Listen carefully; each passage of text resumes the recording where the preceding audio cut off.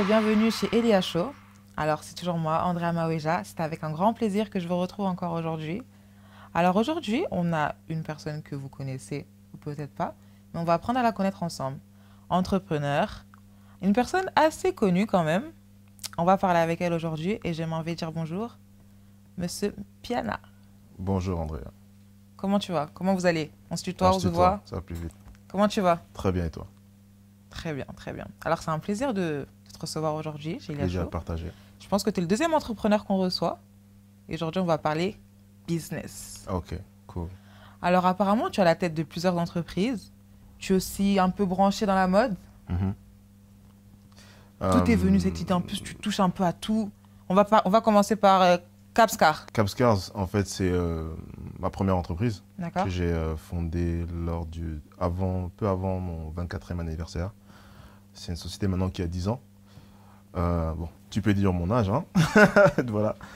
Donc, ça fait 10 ans maintenant qu'elle existe. J'avais commencé tout simplement à acheter et revendre des véhicules d'occasion. Et puis, avec le temps, j'ai décidé de me perfectionner beaucoup plus vers maintenant le véhicule de luxe. D'accord. Et voilà, Dieu fait grâce, on avance, on fait notre petit chemin de... Voilà. Mais comment tu arrives à rester encore sur cette ligne, en fait? Parce que souvent, lorsqu'on commence une entreprise, au début, c'est un peu compliqué. À un moment, c'est un peu fleurissant. Et puis après, peut-être que ça peut couler. Pendant 10 ans, comment tu as fait pour tenir cette ligne? Bah, il faut d'abord savoir que déjà, c'est une passion pour moi. D'accord. C'est une passion. C'est-à-dire, je commençais, à l'époque, j'étais encore étudiant et je travaillais aussi à côté. Et puis, c'était, on va dire, mon hobby. Mon hobby, et puis j'ai commencé par là. Et puis, j'ai préféré structurer la chose. Et puis, quand on aime, on ne compte pas. Donc, même moi, je suis étonné encore de savoir que ça fait 10 ans. Voilà. On dirait que tu as un petit côté anglophone, je me trompe? Oui, un petit peu. J'ai vécu à Londres pendant 2 ans. Et donc, je garde un petit peu ces petits réflexes parfois dans quelques réponses, parce que j'ai toujours aussi quelques clients aussi anglophones. Et donc, du coup, ça me permet aussi d'entretenir toujours aussi mon anglais. Pour l'instant, je comprends tout, mais ne me torture pas trop. On va aller en français. Déjà, On va je suis aller en francophone de français. base, c'est mieux. D'accord. Et ta marque de vêtements? MYK Men Collection. Alors, Sapologue, quel style de vêtements? principalement du costume D'accord. pour hommes, et puis des manteaux. D'accord. Et puis, avec le temps, on va essayer d'élargir un petit peu la gamme. Déjà, elle est née d'une idée entre frères. C'est vrai qu'on avait toujours un petit peu du mal à trouver ce qu'on voulait. C'est vrai que même pour nous, les hommes, on est un petit peu capricieux, c'est vrai, en termes de vêtements. Et je préférais, au lieu on va dire, de perdre mon temps deux fois dans les magasins, de créer moi-même ce que je voulais porter. Et ça a commencé comme ça en 2018, c'était une idée. Et puis, début 2019, j'ai commencé cette aventure. D'accord. Voilà. Alors, c'est vrai que quand on te voit, tu as une histoire qui nous a beaucoup touchés. Il y a de cela 1 an, si je ne me trompe pas. L'histoire de ton frère, Il y a 2 ans maintenant. il y a 2 Ouais. ans, excuse-moi. Mm. C'est une histoire qui nous a extrêmement touchés, qui a touché tout le monde, je pense. Mm. Où c'est vrai que même en voyant un peu les commentaires sur les réseaux autres, les personnes se sentaient même proches de vous sans vous connaître. Mm. Aujourd'hui, tu dis que à la base, c'était une idée entre frères. Comment tu surmontes cela? Est-ce que pour toi, c'est une façon de rendre hommage à ton frère? Comment tu surmontes le fait de travailler peut-être sans lui aujourd'hui? Comment tu le vis? Pour être tout à fait honnête, ça a commencé comment? C'est-à-dire on en avait déjà parlé, je crois, fin 2017. D'accord. Et puis, on avait déjà commencé à regarder quelques modèles de pantalons qu'on voulait faire, que lui voulait faire et que moi aussi je voulais faire. Et puis finalement, on n'avait pas forcément l'idée de s'allier, mais on avait tout simplement la même idée. Et on partageait souvent des modèles de costumes, des modèles de chaussures, des modèles de manteaux, etc. Et malheureusement, en fait, on a fait notre toute première fois un shooting à 3 avec moi et notre petit frère Béa. Il faut savoir qu'on n'est pas que des frères, on a aussi une grande sœur qui est devant, qui s'appelle Toumba Sandrine, que j'embrasse aussi fortement. On ne t'oublie pas, si, voilà. On parle tout le temps des frères, on a une grande sœur qui reste toujours dans l'ombre, mais qui est là aussi.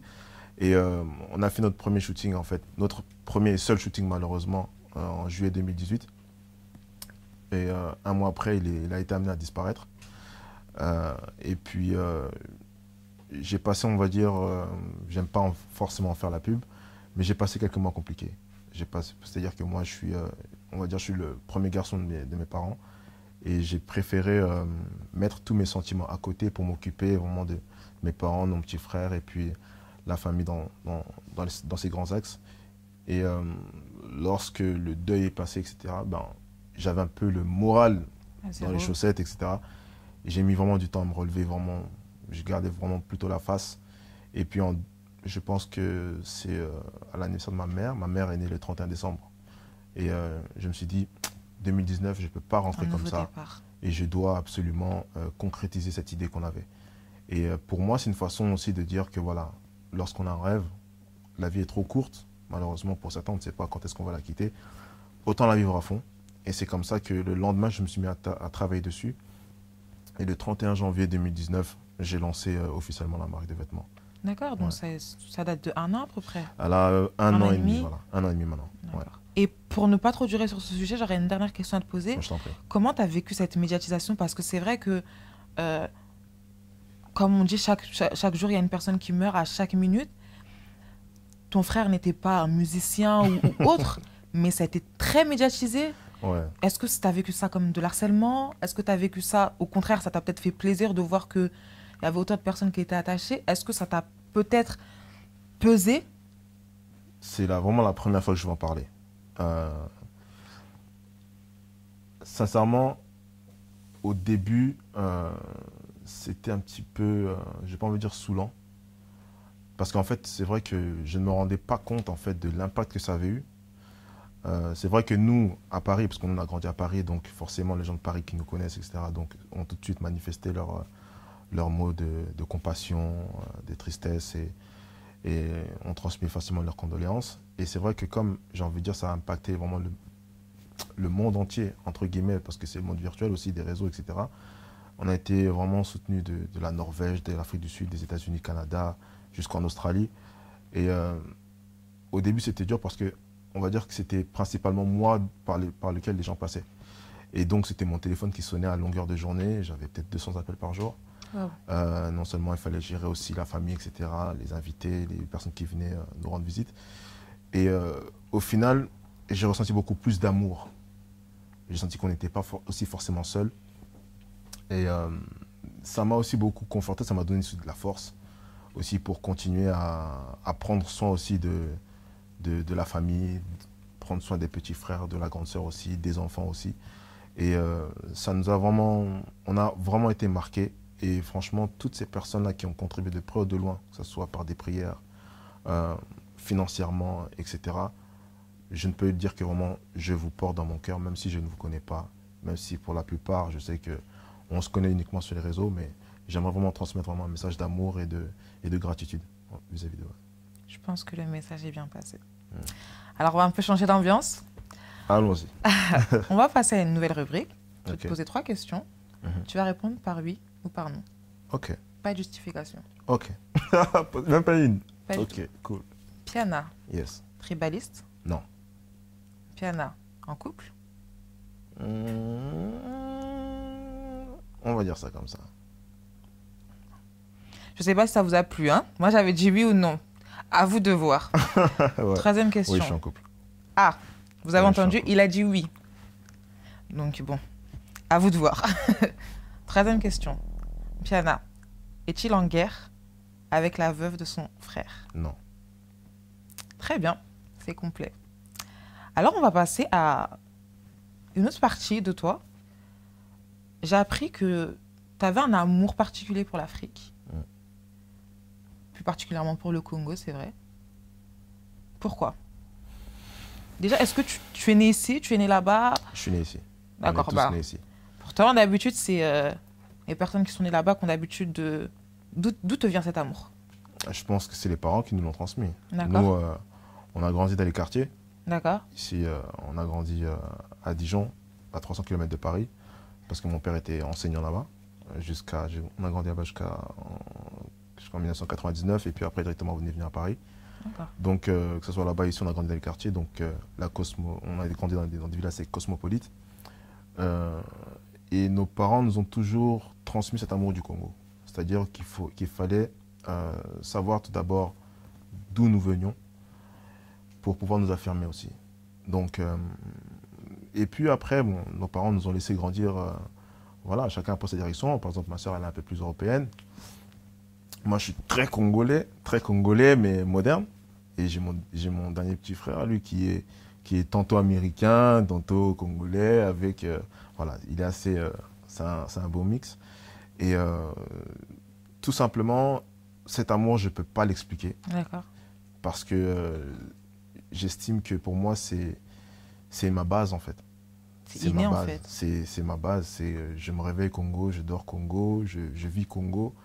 Et c'est pour ça que, à savoir que nous, dans notre famille, par exemple, on ne parle uniquement que le Chiluba. Nos parents, voilà, D'accord.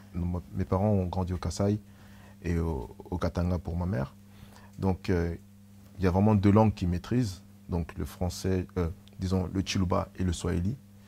Et, mais on a principalement grandi avec le Chiluba à la maison. Et puis, par amour du Congo aussi, pour pouvoir communiquer aussi avec les autres, j'ai appris le Lingala à l'âge de 16 ans. Ok.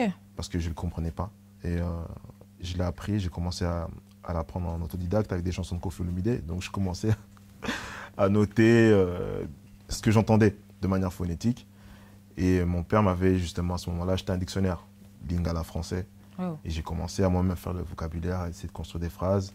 Et j'ai commencé aussi à communiquer avec mes cousins au Congo. Je faisais beaucoup de fautes au début. Et puis après, bon, Lingala, c'est aussi une langue qui est facile. C'est vrai. Et puis j'ai facilement émergé pour pouvoir l'apprivoiser. Donc aujourd'hui, c'est une éducation que tu ne manqueras pas de donner à tes enfants. Ah final. non, ils doivent connaître les langues du Congo. Ça, c'est obligé. Et les Chiluba en particulier. Aussi, bien, ouais, c'est la base, ouais. C'est la base, ouais. C'est la base, D'accord. ouais. Et du coup, qu'est-ce que tu projettes pour cette Afrique-là? Pour ton Congo, qu'est-ce que tu veux? Ce qu'on veut, c'est apporter notre pierre à l'édifice. Je ne veux pas être de ceux qui critiquent et qui n'apportent pas de solution. D'accord. C'est pour ça qu'en 2016, quand j'ai commencé à partir au Congo, j'ai directement senti que je devais forcément faire quelque chose. Pas forcément... c'est-à-dire, j'avais ce besoin de me rendre utile. Mhm. Je savais que j'avais quelque chose à transmettre et j'ai voulu se partager. Donc, ce partage, il se manifeste comment? J'ai ouvert ma première entreprise au Congo qui s'appelle CAPS Consulting Solutions, RDC, qui consiste simplement à développer des projets au Congo, que ce soit dans le milieu associatif, sportif, même au niveau de l'emploi, la formation. Et maintenant, on va dire qu'on a lancé notre premier projet cette année, en fait, tout simplement en 2020. Et on a permis, en fait, via aussi la diaspora, via une cagnotte qu'on a mis en place, que j'ai mise en place avec notre fondation Richesse, de pouvoir scolariser 500 enfants aujourd'hui en Mbuji-Mayi. Félicitations. Voilà. Merci à toutes les personnes qui ne cessent pas de contribuer, toutes ces personnes qui nous apportent aussi leur soutien. On a pu scolariser 500 enfants et aujourd'hui, CAPS Consulting et Solutions finance des projets dans l'agriculture. L'agriculture essentiellement au Kasaï pour le moment. Et on apporte aussi notre soutien dans les différents projets qui vont permettre à ce que la population accède à l'emploi. C'est-à-dire qu'aujourd'hui, il y a d'autres entreprises qui se créent que je finance par mes propres fonds. Comme actuellement, à l'heure actuelle, il y a un premier projet qui s'appelle Angels Mbuji-Mayi, qui est un projet, qui est un magasin justement de prêt-à-porter, qui est un jeune qui a étudié vraiment le prêt-à-porter en Mbuji-Mayi et qui m'a soumis son projet et j'ai tout simplement décidé de le financer. Et là, on va dire que pour moi, c'est un plaisir en fait tout simplement de le faire. Je ne le fais pas parce que pour me vanter de me dire, voilà, je fais ça au Congo. Non, c'est tout simplement de me dire que voilà, je veux que mon Congo se développe, je dois créer de la richesse. Et ce que je sais, je dois le transmettre. Et puis, à tour de rôle, on espère que ça prendra l'effet boule de neige. Alors, pour reprendre un peu ce que tu dis, c'est vrai que souvent en Europe, on a l'impression que l'Afrique, c'est la forêt. En plus, tu parles de Mbuji-Mayi, alors le village, n'en parlons même pas. Mais toi, étant né ici, ça t'a jamais fait peur de... Enfin, t'as sauté quand même la ville. Esprit. Il faut avoir l'esprit. Moi, je sais avec qui je marche. C'est-à-dire, tu sais ton prénom, ton nom de famille, Maweja. Maweja Nangila, c'est notre Dieu. Amen. Moi, je marche tous les jours avec lui. Donc, j'ai pas à avoir peur. Mm. Donc, Non, je ne parle pas dans ce sens-là. Je parle dans le sens culturel. non. Non, pour moi, y a pas de frein. Tu sais, c'est quand ta terre t'appelle, elle t'appelle. Et t'as bien été accepté là-bas? Oui, facilement. Facilement. Parce que l'avantage, on va dire, que j'ai eu, c'est que depuis tout petit, nos parents nous ont toujours appris de là où on venait. C'est-à-dire que D'accord. quand on s'est même présenté là-bas, je peux dire que je viens de tel village, tel truc, tel truc, tel truc. Et on sait facilement me dire, voilà, bah écoute, ça c'est des gens de ta famille, machin, etc. Mais non, pour moi, je me sentais comme à la maison. Pour moi, c'est comme la maison. C'est-à-dire que moi, je ne peux pas passer aujourd'hui 3 mois sans partir au Congo. Je ne peux pas passer 3 mois, c'est-à-dire que je sature un peu. Donc voilà. Ah bah, on va prier pour le corona alors parce Mais que... ouais, non, qu'il s'arrête parce qu'il m'a bloqué 6 mois ici. J'ai la tête comme ça. D'accord. Ouais. Et quels sont tes projets à venir Alors, déjà, le projet, j'aime pas trop en parler. pour le Congo? Peut-être que tu peux, à travers cette émission, Pas de politique trouver du déjà. soutien. Pas de politique. D'accord. Déjà, je vais pas parce que j'estime que je peux me rendre nettement plus utile autrement. La politique n'est pas seulement là, pour moi, la seule voie d'apporter des solutions. Il y a bien d'autres méthodes et c'est un positionnement autre que je vais prendre. Mais euh, c- on va dire que moi, j'aimerais vraiment apporter ma pierre vraiment concrète dans l'éducation. D'accord. Parce que si on veut que notre pays se développe, on doit forcément passer par l'éducation. Et ça nécessite à ce qu'on favorise l'éducation de nos futurs enfants et aussi créer ce pont avec la diaspora et le Congo. C'est-à-dire que les Congolais, partout où ils soient dans le monde, qui puissent penser aussi au Katanga, qui puissent penser au Kivu, au Bas-Congo, Congo central plutôt, au Kasaï, et puis voilà. Donc moi, c'est une vision que j'ai en long et en large, qui n'est pas forcément arrêtée sur le Kasaï, mais vraiment sur toute l'étendue du Congo, où j'aimerais peut-être, je ne savais peut-être pas au début quand j'avais fait mon voyage, mais je me suis rendu compte que ça inspirait pas mal de gens aussi à découvrir chez eux. Et pas forcément que des Congolais, il y a eu des Maliens, des Sénégalais qui m'ont envoyé pas mal de messages. Et je pense que c'est ça, on va dire, ma plus grande satisfaction. Ouais. Tout à l'heure, tu as pu parler de vouloir toucher en fait à la création de l'emploi. Mm. Ça me rappelle d'ailleurs le passage d'une artiste qui était passée, qui s'appelle Ruth Cabot, que je salue, qui a une association qui s'appelle Amless. Et elle, son but, c'était de créer des emplois pour les femmes mères. Ok. C'est-à-dire que pas à chaque fois leur donner de la nourriture ou autre, Mm. mais de les aider à trouver un emploi pour pouvoir aller pêcher le poisson seul. Comment toi tu visualises? Est-ce que tu vises une population, je ne sais pas, les orphelins, euh, les femmes seules, les enfants de la rue? Est-ce que tu vises une population particulière? Je segmente pas. C'est-à-dire, je ne segmente pas, je n'ai pas, on va dire, un public cible de préférence. Parce que déjà, je salue l'initiative de Ruth. C'est quelque chose de très très bien. On a besoin justement de gens comme ça pour que demain l'Afrique avance. Euh, et c'est-à-dire que pour ma part, j'estime que j'aimerais tout d'abord découvrir le potentiel des personnes que j'ai face à moi. C'est-à-dire qu'il peut être orphelin, elle peut être veuve, il peut être un enfant de la rue, etc. Si on arrive à voir le potentiel qu'il a en lui, tout simplement lui donner un cadre, tout d'abord. Parce qu'on va dire que c'est bien beau de vouloir donner un emploi aux mamans ou à X ou Y personnes, mais il faut tout d'abord, pour moi, leur donner un cadre. C'est-à-dire un cadre, il y a une formation, une éducation, entre guillemets, une éducation vraiment qui va l'amener justement à s'émanciper de la mendicité. Et en fait, moi, c'est mon but. C'est-à-dire que même moi, avant de mettre tous mes projets que j'ai mis au Congo en place avec mes équipes qui sont là-bas, on a dû tout d'abord, je n'aime pas utiliser ce mot-là, mais je vais y aller quand même, mais on a dû faire un lavage de cerveau. Parce que souvent, avec la mentalité parfois que nous, les enfants d'Europe, on a, et les réalités là-bas, C'est pas compatible. c'est pas compatible. Donc, on a dû d'abord s'adapter les uns aux autres. Tout d'abord. Et ensuite, présenter ce que nous, on voulait mettre en place et de la manière dont on voulait le faire. Et peut-être la manière dont nous voulions le faire, pour eux, ça ne coïncidait pas. Donc, on a dû tout d'abord leur expliquer le pourquoi du comment, les tester, les amener à expérimenter aussi notre direction et ce que nous voulions faire. Et on voit qu'aujourd'hui, 6 mois après, je constate qu'effectivement, on part dans une bonne direction avec nos équipes. Et c'est de bon augure.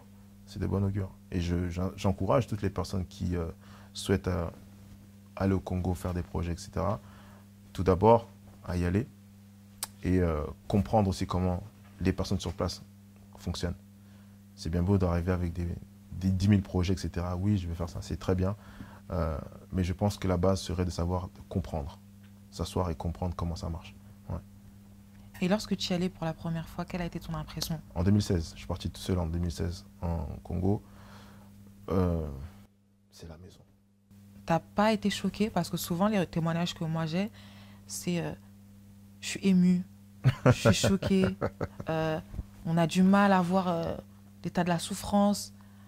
Bon, après, il y a le côté ambiance du Congo qui ne reste pas. omniprésent. Mais ce côté-là, parce que c'est vrai qu'en France, dans tous les pays, il y a des personnes qui sont à la rue et autres.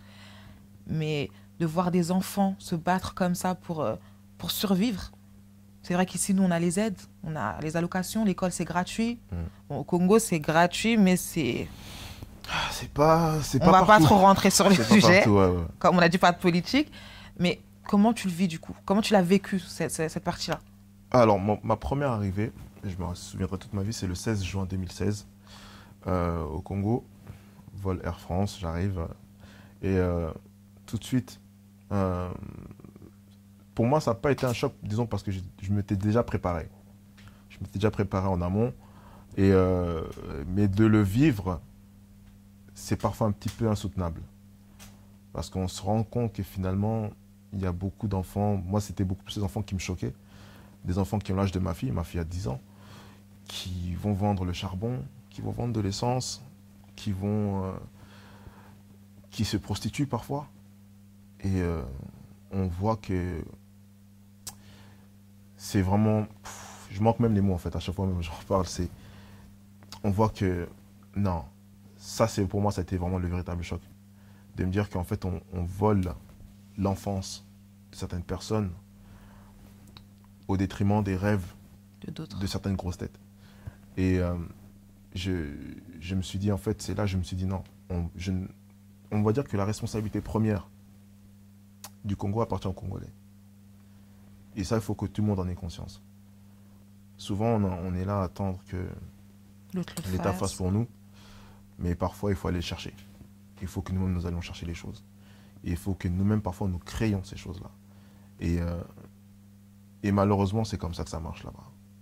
Et pour moi, ce choc-là, on va dire, c'est qu'aujourd'hui, malheureusement, on s'y habitue. On vit avec. Je descends au Congo chaque année. Maintenant, je descends presque tous les 6 mois. Maintenant, un peu plus tous les 3, 4 mois. Et aujourd'hui, tu vois un enfant qui cire les chaussures de 6 ans, tu passes. Donc, malheureusement, on s'y habitue. Mais aujourd'hui, c'est la responsabilité de tous, aujourd'hui, de permettre à ce que si demain nous voulions que le Congo se développe, de ne pas permettre en fait que ces enfants qui sont dans la rue en train de voler, de se prostituer, etc., qui puissent aussi rêver aussi d'un avenir brillant. Un avenir meilleur. Donc voilà, c'est simple mais douloureux. Ouais. Bah, malheureusement, on va clôturer sur ces mots-là. Si tu pouvais regarder la caméra qui est en face de toi et t'adresser aux Congolais, aux Africains, à la diaspora, qu'est-ce que tu leur dirais? Je dirais tout simplement que notre maman, moi comme j'aime l'appeler, notre terre-mère, on doit s'en occuper, quelle qu'en soit la forme, quelles qu'en soient les compétences. On a besoin de tout, on a besoin de tous. Et je pense que nul ne développera l'Afrique si ce n'est l'Africain, tout simplement. En tout cas, c'était un honneur pour moi de t'accueillir sur ce plateau. C'est un honneur pour moi, d'abord, d'avoir été invité. D'entendre quelqu'un parler de l'Afrique, c'est vrai qu'on parle de musique, on parle de ministère, mais on n'oublie pas quand même notre culture, on n'oublie pas nos racines. Jamais. Et c'est très bien de ta part de nous l'avoir rappelé. Oui.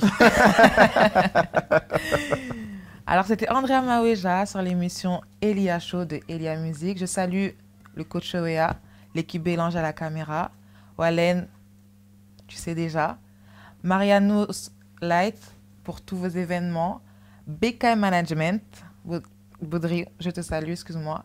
Je salue aussi Marie-Ange, vraiment que Dieu te bénisse là où tu es, ainsi que toutes les personnes qui nous soutiennent, mon pasteur que j'aime beaucoup, l'église Éden, que Dieu vous bénisse. À très bientôt chez Elia Show.